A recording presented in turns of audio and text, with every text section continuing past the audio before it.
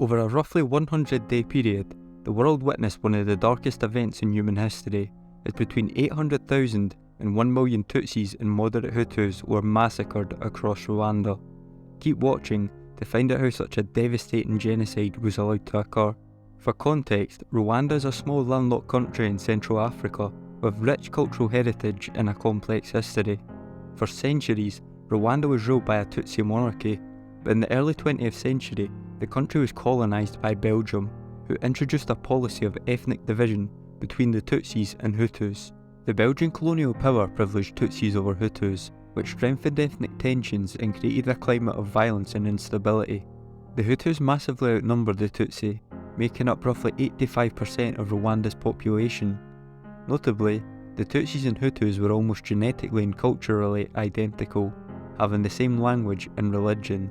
The key difference being that the Tutsis were perceived as wealthier and higher class, favouring cattle ranching, as opposed to the Hutus, who were mostly peasant farmers. In 1959, Hutus revolted against Tutsi rule, leading to a wave of violence that resulted in the exile of many Tutsis. In 1990, a group of Tutsi exiles formed the Rwandan Patriotic Front and invaded Rwanda, sparking a civil war.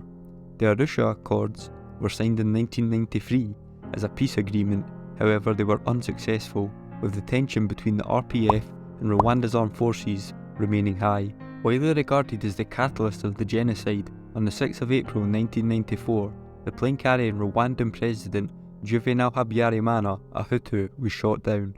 While the perpetrator to this day is unknown, the RPF were blamed, triggering a campaign of violence and genocide against the Tutsis and moderate Hutus, who were deemed as RPF sympathisers. This homicidal campaign was spearheaded by government-backed extremist Hutu radio stations such as Radio Rwanda and the infamous RTLM, which was dubbed Radio Machete after the weapon that would become synonymous with the slaughtering of Tutsis in Rwanda. It would be in part due to the extensive catalogue of propaganda-filled radio broadcasts that the genocide was uncovered as having been maliciously planned in advance.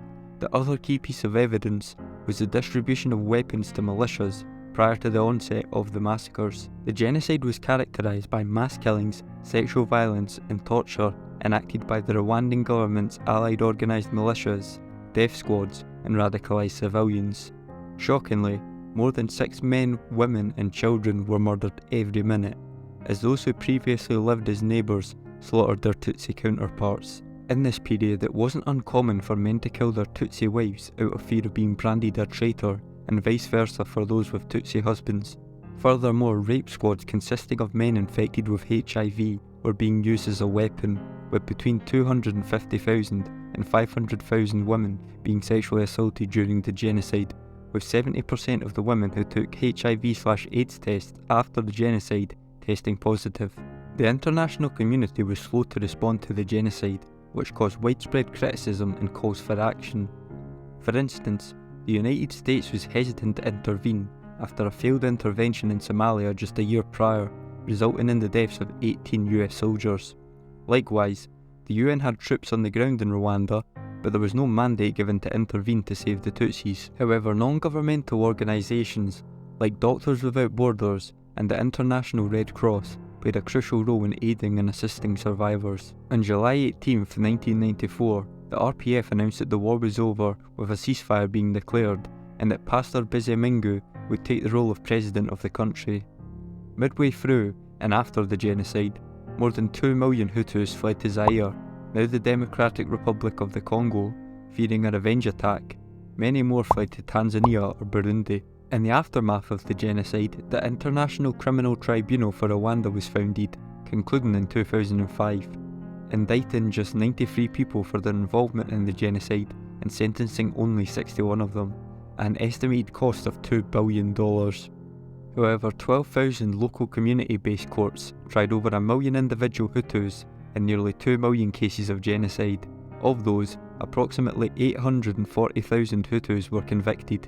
Since the genocide, Rwanda has undergone an intense process of healing and reconciliation. The government and NGOs have worked together to promote justice, rebuild communities, and prevent further violence. Rwanda is a different country today, a country that has emerged from the darkness of genocide to become a model of progress and development in the region.